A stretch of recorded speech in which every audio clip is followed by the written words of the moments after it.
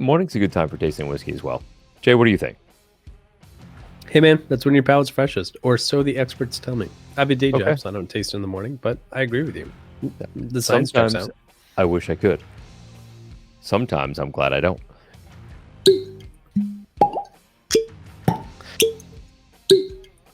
Oh, fuck. I don't want to talk about how much whiskey I just got on my blazer.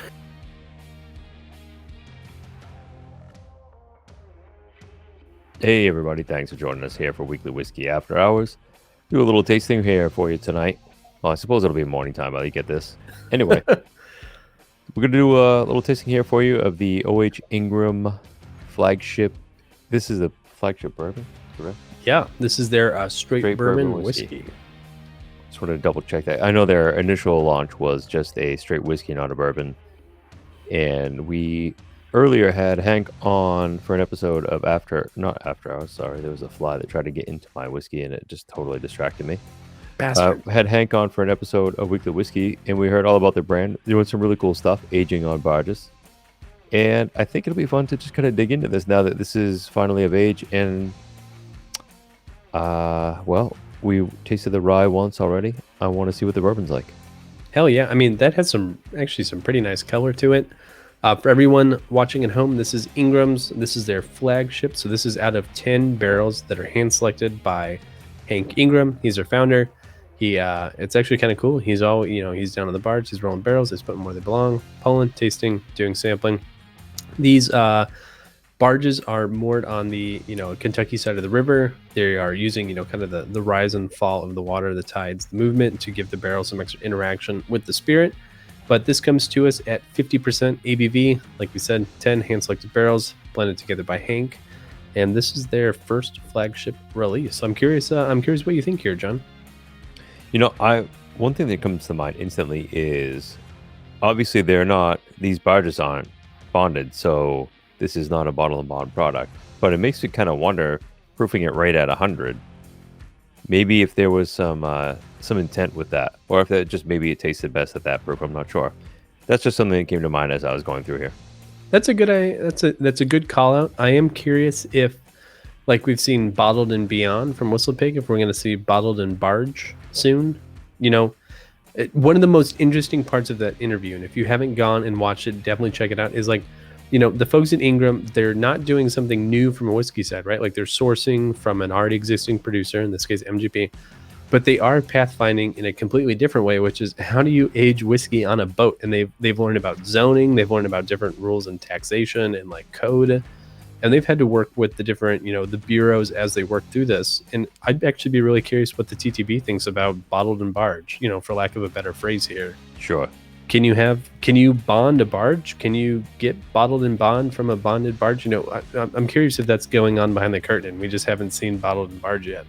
There's some real life tongue twisters going on here. I like that. And I nailed every single one. You did too. This is all in one take. I feel like it's important that we notice that.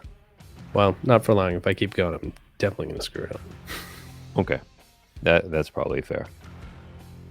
You could always, there's plenty of time for a big old fashioned in there on you. Okay. So one thing that you mentioned about aging this on a barge, they're not in a traditional rick house or rack house or anything to that effect.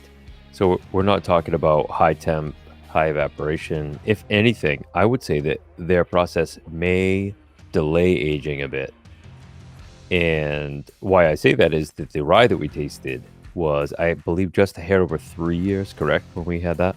Mm-hmm. And that to me was still showing a little bit of youth to it, which rye very commonly will age a little quicker than bourbon. So a rye over 3 years, it still tasted just had a little bit of youth to it. Makes me think that maybe that process of the extra humidity being on the water, all the elevation change and everything isn't accelerating the aging at all.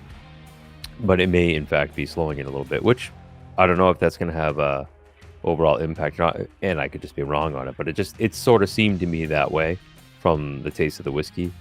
Excited to see what this is like though as we go into it.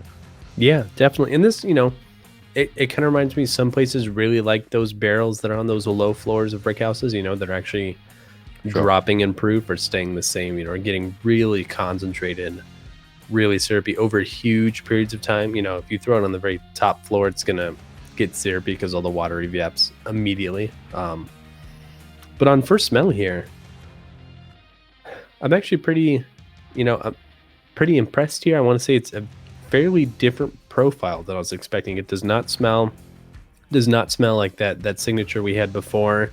There's straight whiskey. Yeah, you're right with that. It's bright, light caramel. Good amount of fruit, actually. It's Yeah, I was gonna say this is like caramel apple, and not in a young way. This is caramel apple, almost a little bit of cocoa fudge, like praline. Yeah. Oh, I like that. What do you think on the palate there? And actually, it sips nice. I do like where it's going. It's not incredibly complex, but again, we're talking to something that's just a hair over 4 years, probably. So, for what it is, I think we're talking about a pretty tasty product. This is I would say spice, but it's nice overall. I would say it's head and shoulders over the previous bourbon that we've had from Ingram. This is a marked progression, I think is probably the best way to put it. Like, yeah, I would say this shows very good progress on their part for sure. Come a long way, really, and honestly, for 50% ABV, really kind of supple on the palate, not hot, not unbridled. It's not. I wouldn't say it's the most viscous. It's definitely not the most intensely flavored, but what it does have going on is like a nice white grape caramel apple note, which I'm actually really enjoying. Yeah, I'm with you on that. I think that if this is to be their flagship, this is to be their best representation of what they have right now. I think they're on a good track. I think definitely this is a noticeable step forward in their products from what we tasted last year, and I think that it can only mean that what they're doing has promise, and that's a good thing.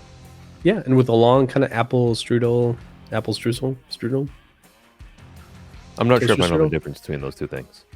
With a nice apple pie finish. Got it. Really, apple, cinnamon, caramel, really nice. Overall, I'm impressed. This is market improvement. If we continue to see leaps and bounds from Ingram like we did with this, I'll be pretty pleased. Yeah, I think the only weakness on this would be the finish, and that it's not incredibly complex. It's not bad. It just falls off a little bit, but there's nothing off-putting. There's nothing flawed here. I'm not turned away by this at all. So overall, good progress. Keep it up. I like where they're going.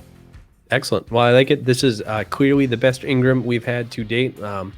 Really interesting. Like the 10 barrels they picked together. Good blending. So overall, I'm a fan. I'm continuing. I'm actually really interested when we're going to see Flagship Rye, because this makes me excited for Flagship Rye. Should we get to see that at some point? I would be interested in that. Okay. Well, consider us, impressed, curious for the future. I'm curious to see what comes out of the barges. Maybe we'll see bottled and barge. I think that's what I'm most excited for, is just to, please don't pass over the gold that is bottled and barge. That sounds like a good name to me. But I'm with you. Anyways, while we wait for bottled and barge, thank you so much for joining us for Weekly Whiskey After Hours this week. If you caught our If This Then That last week, we've got a great one coming up next week for you too. Go ahead and catch us live on Tuesday nights. We're live streaming every Tuesday at 8 p.m. Central, 9 p.m. Eastern on YouTube. Check us out. If you like what you've heard from John, he's over at the Bourbon Finder. He's doing all sorts of news and comparisons, King of the Hill, single barrel snapshots. If you're looking for more from me, you can find me at whiskyraiders.com. We are the Rotten Tomatoes of whiskey. We're comparing everything under the sun. We're aggregating the views and scores of every voice that matters to give you one picture real quick. And if you like what we're doing here at Weekly Whiskey, you can check us out at patreon.com/thewhiskeynet. Find us there for exclusive news. We've got some fun updates that hit patrons first. And as always, you can find us here at Weekly Whiskey on YouTube, Tuesdays and Thursdays. We'd love to have you. So cheers, guys. Thanks for joining us. Cheers. PX has so much sugar that if they, in 30 years, remake Jurassic Park, I expect that they will pull a mosquito out of like a PX sherry vat. There'll be PX Amber.